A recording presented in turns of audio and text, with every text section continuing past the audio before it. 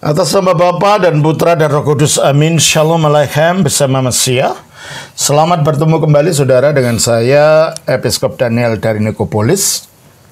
Kita pimpinan daripada Gereja Ortodoks Indonesia dan pendirinya. Kita akan melanjutkan acara kita dengan menjawab pertanyaan-pertanyaan yang saudara sudah kirim kepada saya. Kali ini pertanyaan berasal dari saudara Gabriel Rahman. Bunyinya pertanyaan adalah, Shalom Aleichem yang mulia Romo Haji.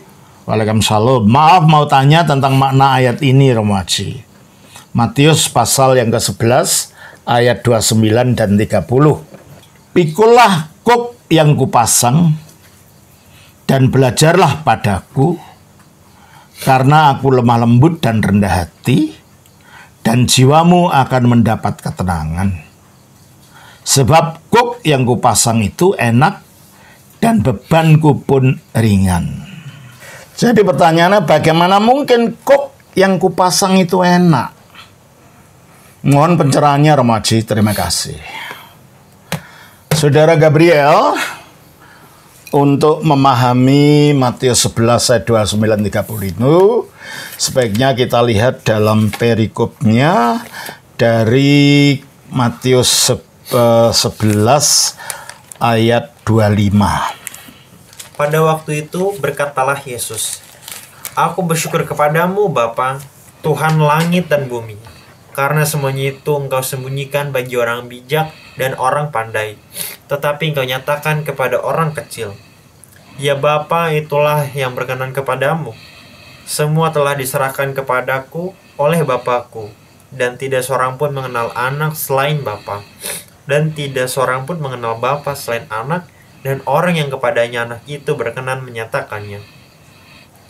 Marilah kepadaku semua yang letih lesu dan berbeban berat, aku akan memberi kelegaan kepadamu. Pikulah kuk yang kupasang dan belajarlah kepadaku, karena aku lemah lembut dan rendah hati, dan jiwamu akan mendapat ketenangan. Sebab kuk yang kupasang itu enak dan bebanku pun ringan." Terima kasih.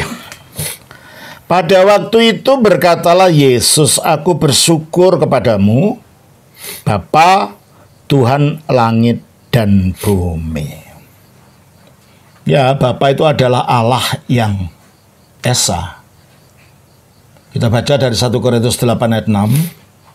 Namun bagi kita hanya ada satu Allah saja, yaitu Bapa. Ya. Karena Dia Allah yang Esa, maka Dia juga penguasa atau Tuhan. Tuhan itu gelar kejabatannya sebagai penguasa segala sesuatu. Dia adalah penguasa dari langit dan bumi. Terus dikatakan ayat 27, semua telah diserahkan kepadaku oleh Bapakku.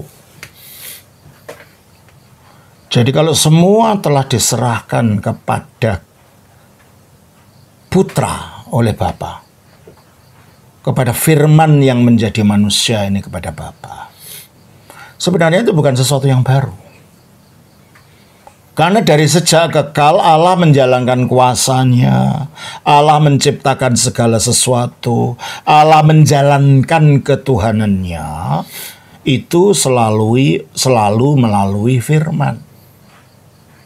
Coba kita baca di dalam Ibrani 1 ayat 2. Maka pada zaman akhir ini ia telah berbicara kepada kita dengan perantaran anaknya, yang telah ditetapkan sebagai yang berhak menerima segala yang ada. Anaknya itu telah dipertetapkan untuk berhak menerima segala yang ada. Sama dengan dikatakan di dalam Matius ini.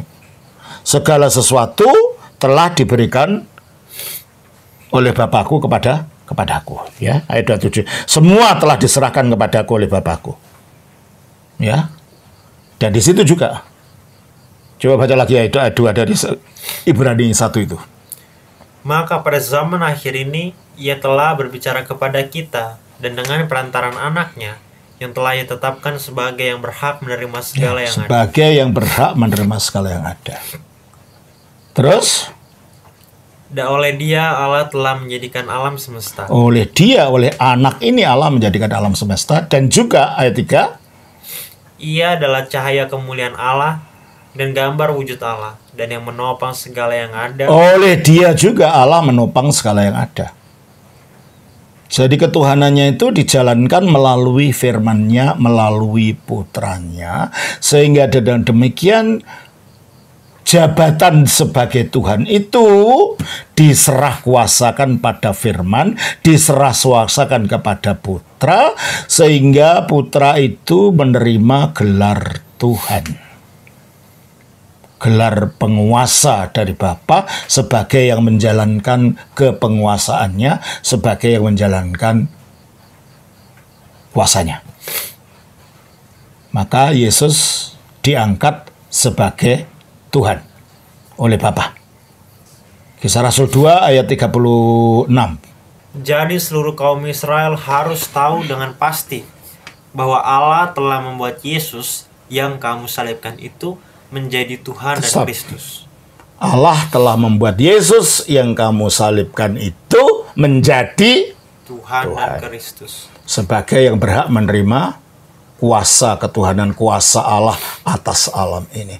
Maka dia disebut Tuhan Yesus. Ada dua Tuhan? Enggak. Ya ketuhanan yang sama itu Allah menjalankannya melalui firman-nya. Sebab firman itu satu dengan Allah.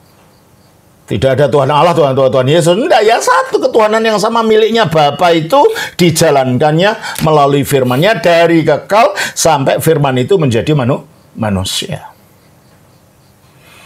Maka oleh karena itu dikatakan dalam Matius pasal 11 ini ayat 27, semua telah diserahkan kepadaku oleh Bapakku. Kenapa?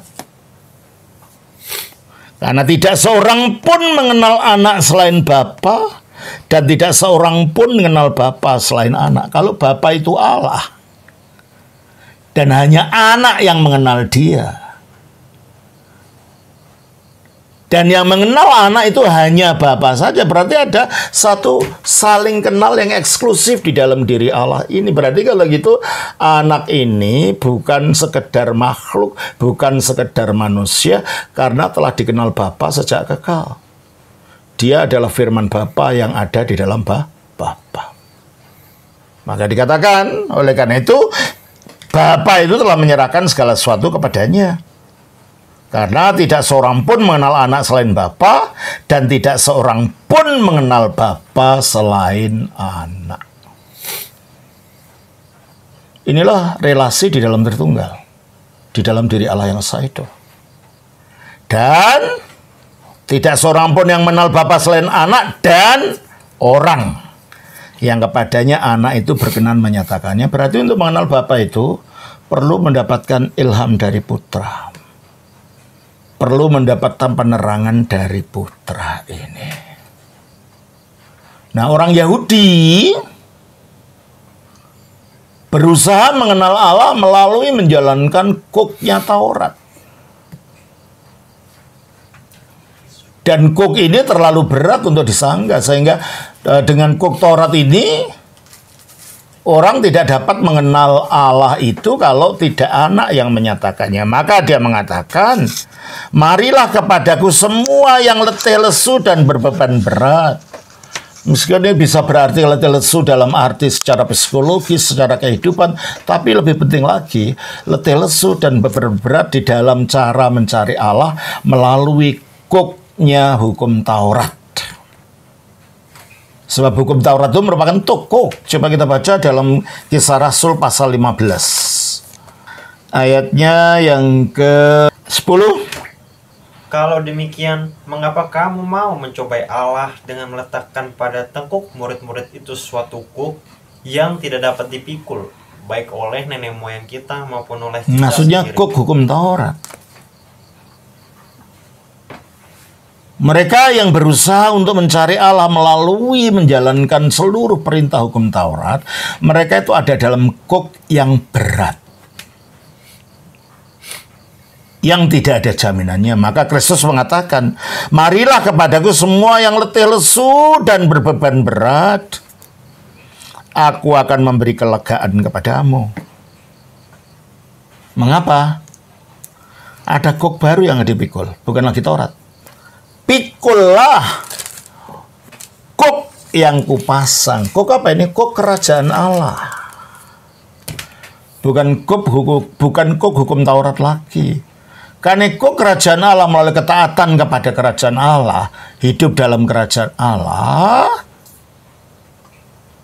maka orang ini akan mendapat kelegaan itu. Dan belajarlah padaku karena aku lemah lembut dan rendah hati. Dan kalau kita sudah ada dalam kerajaan Allah, jadi yang menjadi landasan dan menjadi prinsip kehidupan kita bukan kuk hukum Taurat lagi, tapi kerendahan hati Yesus dan kelemah lembutan Yesus.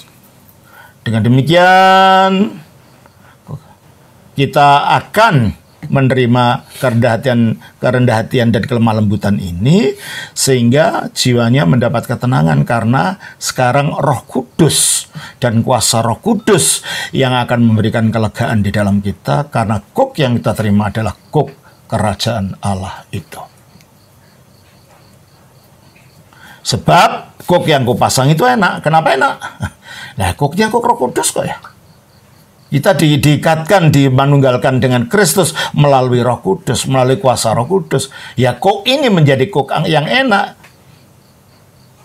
Kita terikat dengan Kristus, kita menyatu dengan Kristus, kuk kita adalah Roh Kudus. Dan bebanku pun ringan. Bebannya bukan hukum Taurat yang memberatkan dengan segala macam aturannya ini dan bukan. Tetapi beban ringan karena itu akan Roh Kudus yang bekerja, yang mengeluarkan buah-buahan roh di dalam diri orang itu.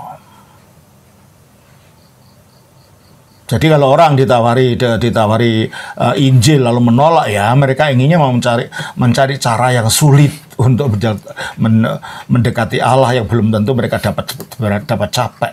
Itu kok yang berat itu. Dengan jalan menjalani seluruh hukum. Padahal kalau seluruh hukum dilaksanakan, melanggar satu saja semuanya bubar. Yakobus pasal yang ke-2 ayat 10. Sebab barang siapa menuruti seluruh hukum itu, tetapi mengabaikan satu bagian daripadanya, ia bersalah terhadap seluruhnya. Oke. Seadanya hukumnya ada 10. Jangan ini, jangan ini, jangan ini, jangan ini. Sehingga kita berada di tengah-tengah dikelilingi oleh hukum ini. Mungkin kita tidak melanggar ini, tapi kita melanggar ini. Keluar nggak dari lingkaran ini? Keluar. Satu dilanggar, semua dilanggar. Lah kapan kita mau mengumpulkan amal melalui menjalankan hukum itu loh? Kapan? Mungkin kita sembahyang, kita puasa, kita ini, tapi hati kita membenci orang. Bubar semuanya sudah. Karena hukumnya Allah itu dijalankannya harus 100%. Dilanggar satu, bubar semua. Oleh karena itu kalau kita mau mencari kehendak Allah, mencari pahala dengan hukum, ya kita nggak akan pernah sampai pada hukum itu. Itulah sebabnya kuk yang demikian itu kuk yang berat. Tapi kalau kuk yang Kristus itu kuk kasih karunia, perhitungannya bukan demikian. Perhitungannya belas kasihan Allah, kemaharahiman Allah yang akan diberikan kepada kita, maka kuk yang demikian itulah kuk yang ringan. Jelas ya, Pak Rahman? Tuhan berkati. Shalom. Atas nama Bapa, Putra, Roh Kudus. Amin.